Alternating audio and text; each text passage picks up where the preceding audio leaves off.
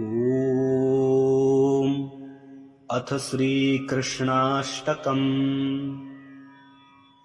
वसुदेवसुतं देवं कंसचाणूरमर्दनं देवकी परमानन्दं कृष्णं वन्दे जगद्गुरुम्।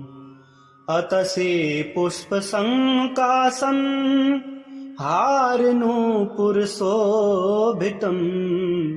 रत्नकङ्कणकेयूरं कृष्णं वन्दे जगद्गुरुम्। कुटिलालकसंयुक्तं पूर्णचन्द्रनिभाननं विलसत्कुण्डलधरं कृष्णं वन्दे जगद्गुरुम्। मन्दारगन्धसंयुक्तं चारुहासं चतुर्भुजं बर्हि पिञ्छावचूडाङ्गं कृष्णं वन्दे जगद्गुरुम्। उत्फुल्लपद्मपत्राक्षं नीलजीमूतसन्निभं यादवानां शिरोरत्नं कृष्णं वन्दे जगद्गुरुम्। रुक्मिणीकेलिसंयुक्तं पीताम्बरसुशोभितम् अवाप्ततुलसीगन्धं कृष्णं वन्दे जगद्गुरुम्। गोपिकानां कुचद्वन्द्व कुङ्कुमाङ्कितवक्षसं श्रीनिकेतं महेश्वासं कृष्णं वन्दे जगद्गुरुम्। श्रीवत्साङ्कं महोरस्कं वनमालाविराजितं शङ्खचक्रधरं देवं कृष्णं वन्दे जगद्गुरुम्। कृष्णाष्टकमिदं पुण्यं प्रातरुत्थाय यः पठेत् कोटिजन्मकृतं पापं स्मरणेन विनश्यति।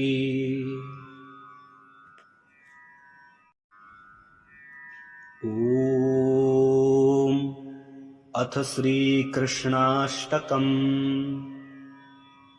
वसुदेवसुतं देवं कंसचाणूरमर्दनं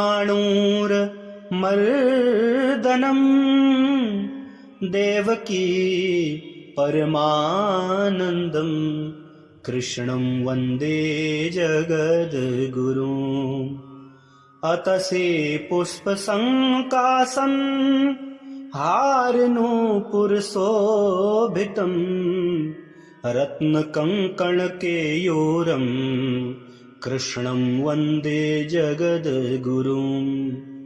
कुटिलालकसंयुक्तं पूर्णचन्द्रनिभाननं विलसत्कुण्डलधरं कृष्णं वन्दे जगद्गुरुम्।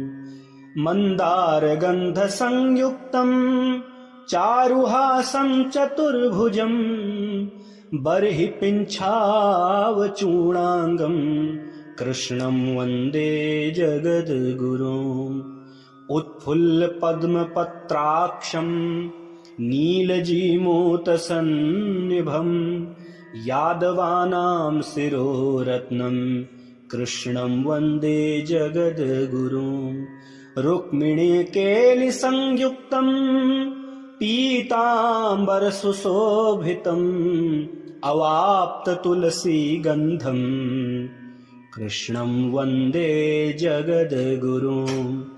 गोपिकानां कुचद्वन्द्व कुङ्कुमाङ्कितवक्षसं श्रीनिकेतं महेश्वासं कृष्णं वन्दे जगद्गुरुम्। श्रीवत्साङ्कं महोरस्कं वनमालाविराजितं शङ्खचक्रधरं देवं कृष्णं वन्दे जगद्गुरुम्।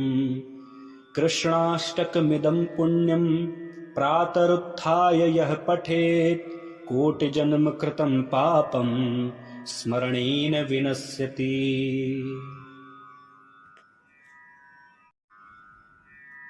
ॐ अथ श्रीकृष्णाष्टकम्। वसुदेवसुतं देवं कंसचाणूरमर्दनम् देवकी परमानन्दम् कृष्णं वन्दे जगद्गुरुम्।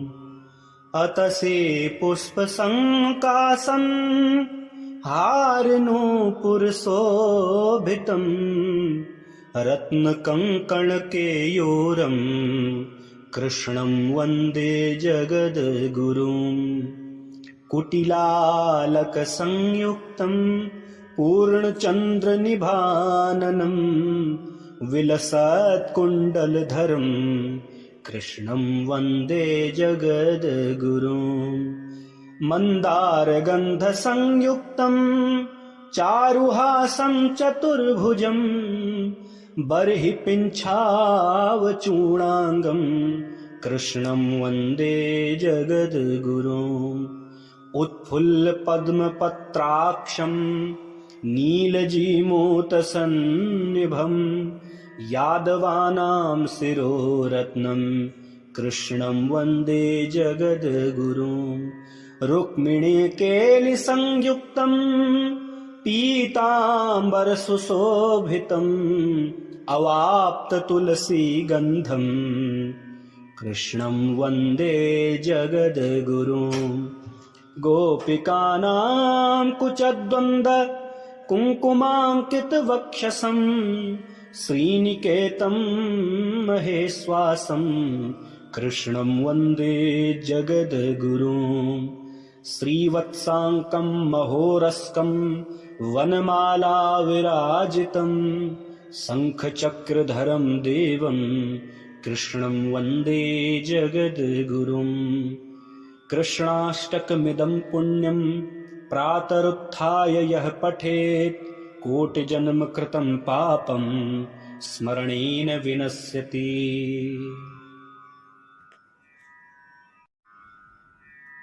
ॐ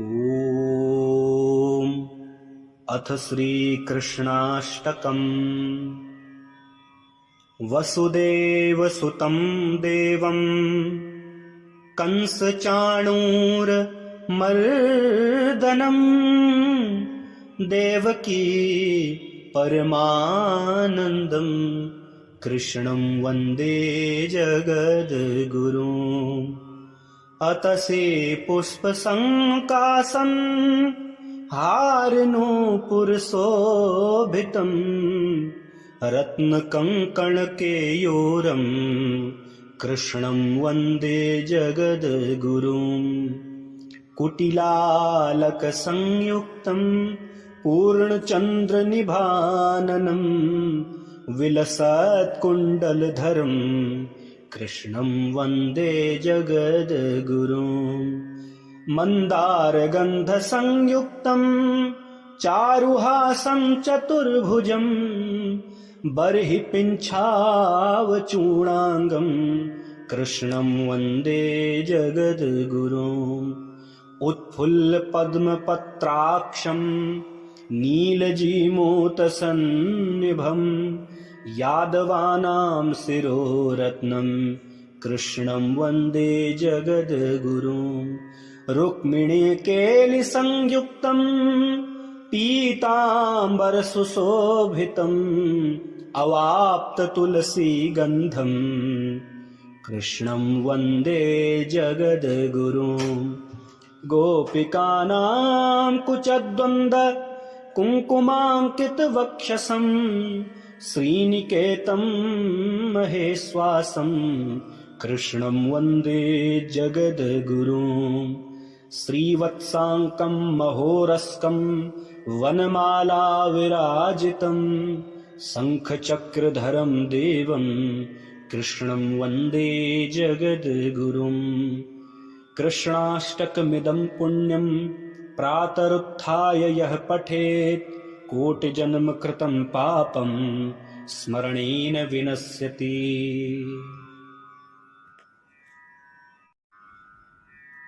ॐ अथ श्रीकृष्णाष्टकम्। वसुदेवसुतं देवं कंसचाणूरमर्दनं देवकी परमानन्दं कृष्णं वन्दे जगद्गुरुम्। अतसे पुष्पसङ्कासं हारनूपुरशोभितं रत्नकङ्कणकेयूरं कृष्णं वन्दे जगद्गुरुम्। कुटिलालकसंयुक्तं पूर्णचन्द्रनिभाननं विलसत्कुण्डलधरं कृष्णं वन्दे जगद्गुरुम्। मन्दारगन्धसंयुक्तं चारुहासं चतुर्भुजं बर्हि पिञ्छावचूडाङ्गं कृष्णं वन्दे जगद्गुरुम्। उत्फुल्लपद्मपत्राक्षं नीलजीमूतसन्निभं यादवानां शिरोरत्नं कृष्णं वन्दे जगद्गुरुम्। रुक्मिणीकेलिसंयुक्तं पीताम्बरसुशोभितम् अवाप्ततुलसीगन्धं कृष्णं वन्दे जगद्गुरुम्। गोपिकानां कुचद्वन्द्व कुङ्कुमाङ्कितवक्षसं श्रीनिकेतं महेश्वासं कृष्णं वन्दे जगद्गुरुम्। श्रीवत्साङ्कं महोरस्कं वनमालाविराजितं शङ्खचक्रधरं देवं कृष्णं वन्दे जगद्गुरुम्। कृष्णाष्टकमिदं पुण्यं प्रातरुत्थाय यः पठेत् कोटिजन्मकृतं पापं स्मरणेन विनश्यति।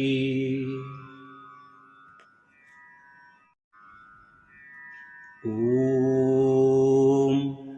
अथ श्रीकृष्णाष्टकम्। वसुदेवसुतं देवं कंसचाणूरमर्दनं देवकी परमानन्दं कृष्णं वन्दे जगद्गुरुम्। अतसे पुष्पसङ्कासं हारनूपुरशोभितं रत्नकङ्कणकेयूरं कृष्णं वन्दे जगद्गुरुम्। कुटिलालकसंयुक्तं पूर्णचन्द्रनिभाननं विलसत्कुण्डलधरं कृष्णं वन्दे जगद्गुरुम्। मन्दारगन्धसंयुक्तं चारुहासं चतुर्भुजं बर्हि पिञ्छावचूडाङ्गं कृष्णं वन्दे जगद्गुरुम्। उत्फुल्लपद्मपत्राक्षं नीलजीमूतसन्निभं यादवानां शिरोरत्नं कृष्णं वन्दे जगद्गुरुम्। रुक्मिणीकेलिसंयुक्तं पीताम्बरसुशोभितम् अवाप्ततुलसीगन्धं कृष्णं वन्दे जगद्गुरुम्। गोपिकानां कुचद्वन्द्व कुङ्कुमाङ्कितवक्षसं श्रीनिकेतं महेश्वासं कृष्णं वन्दे जगद्गुरुम्। श्रीवत्साङ्कं महोरस्कं वनमालाविराजितं शङ्खचक्रधरं देवं कृष्णं वन्दे जगद्गुरुम्। कृष्णाष्टकमिदं पुण्यं प्रातरुत्थाय यः पठेत् कोटिजन्मकृतं पापं स्मरणेन विनश्यति।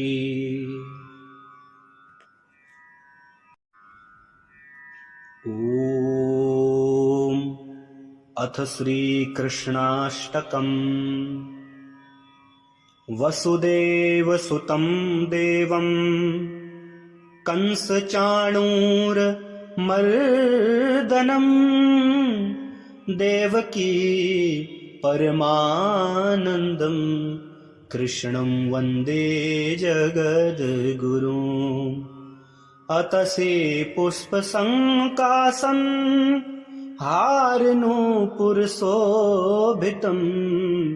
रत्नकङ्कणकेयूरं कृष्णं वन्दे जगद्गुरुम्।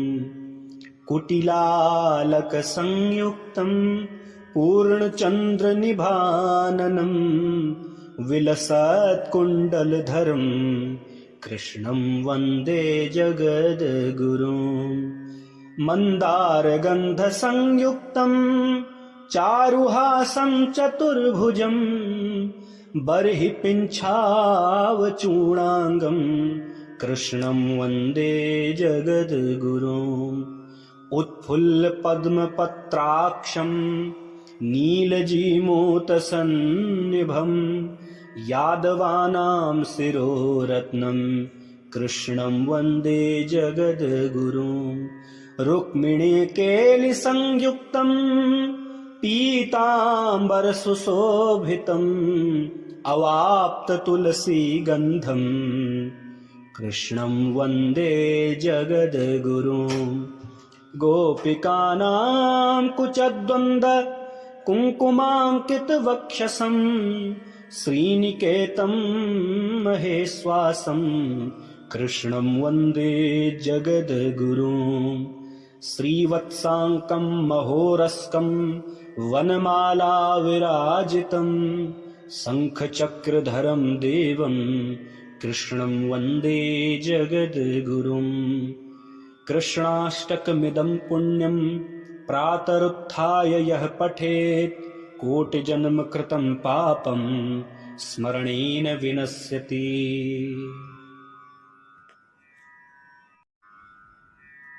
ॐ अथ श्रीकृष्णाष्टकम्। वसुदेवसुतं देवं कंसचाणूरमर्दनं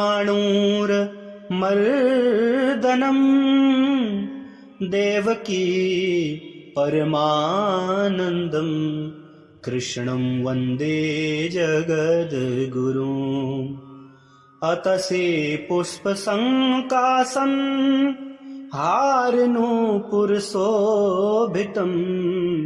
रत्नकङ्कणकेयूरं कृष्णं वन्दे जगद्गुरुम्। कुटिलालकसंयुक्तं पूर्णचन्द्रनिभाननं विलसत्कुण्डलधरं कृष्णं वन्दे जगद्गुरुम्। मन्दारगन्धसंयुक्तं चारुहासं चतुर्भुजं बर्हिपिञ्छावचूडाङ्गं कृष्णं वन्दे जगद्गुरुम्। उत्फुल्लपद्मपत्राक्षं नीलजीमूतसन्निभं यादवानां शिरोरत्नं कृष्णं वन्दे जगद्गुरुम्। रुक्मिणीकेलिसंयुक्तं पीताम्बरसुशोभितम् अवाप्ततुलसीगन्धं कृष्णं वन्दे जगद्गुरुम्। गोपिकानां कुचद्वन्द्व कुङ्कुमाङ्कितवक्षसं श्रीनिकेतं महेश्वासं कृष्णं वन्दे जगद्गुरुम्। श्रीवत्साङ्कं महोरस्कं वनमालाविराजितं शङ्खचक्रधरं देवं कृष्णं वन्दे जगद्गुरुम्। कृष्णाष्टकमिदं पुण्यं प्रातरुत्थाय यः पठेत् कोटिजन्मकृतं पापं स्मरणेन विनश्यति।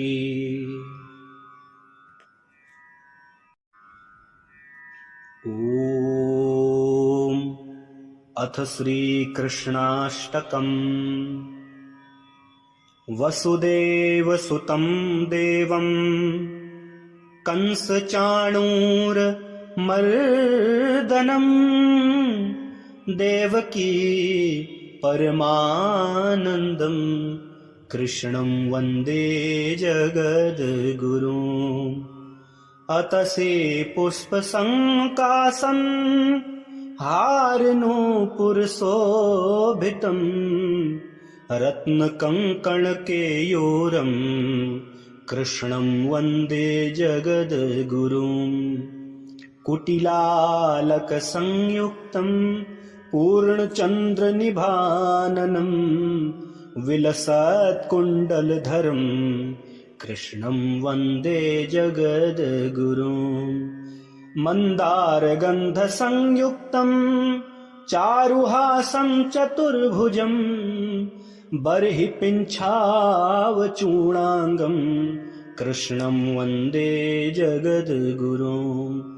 उत्फुल्लपद्मपत्राक्षं नीलजीमूतसन्निभं यादवानां शिरोरत्नं कृष्णं वन्दे जगद्गुरुम्। रुक्मिणीकेलिसंयुक्तं पीताम्बरसुशोभितं अवाप्ततुलसीगन्धं कृष्णं वन्दे जगद्गुरुम्। गोपिकानां कुचद्वन्द्व कुङ्कुमाङ्कितवक्षसं श्रीनिकेतं महेश्वासं कृष्णं वन्दे जगद्गुरुम्। श्रीवत्साङ्कं महोरस्कं वनमाला विराजितं शङ्खचक्रधरं देवं कृष्णं वन्दे जगद्गुरुम्। कृष्णाष्टकमिदं पुण्यं प्रातरुत्थाय यः पठेत् कोटिजन्मकृतं पापं स्मरणेन विनश्यति।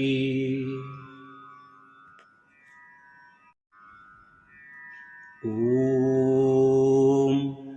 अथ श्रीकृष्णाष्टकम्।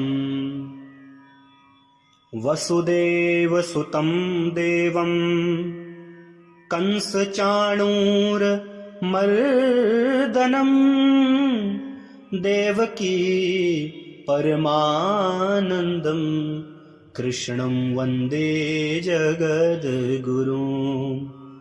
अतसे पुष्पसङ्काशं हारनूपुरशोभितं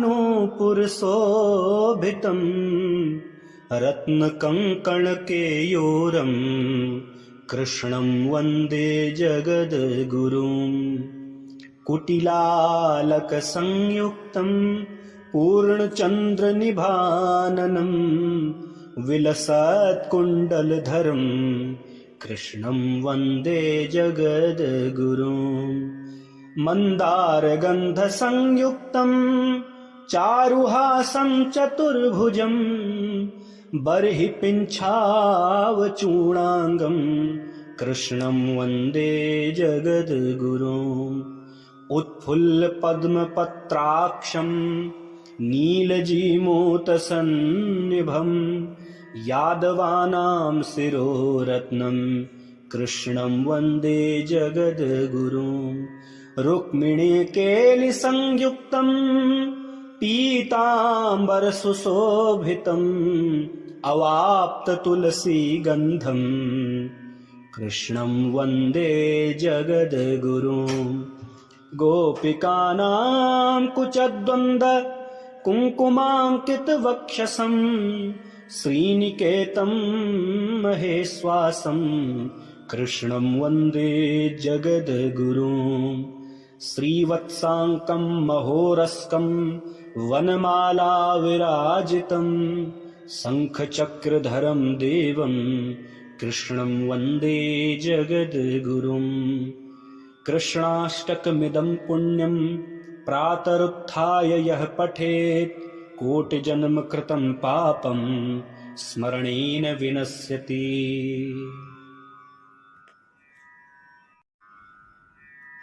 ॐ अथ श्रीकृष्णाष्टकम्।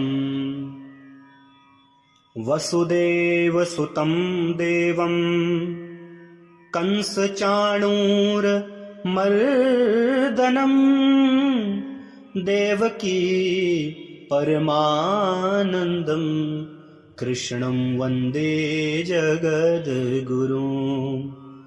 अतसे पुष्पसङ्कासं हारनूपुरशोभितं रत्नकङ्कणकेयूरं कृष्णं वन्दे जगद्गुरुम्।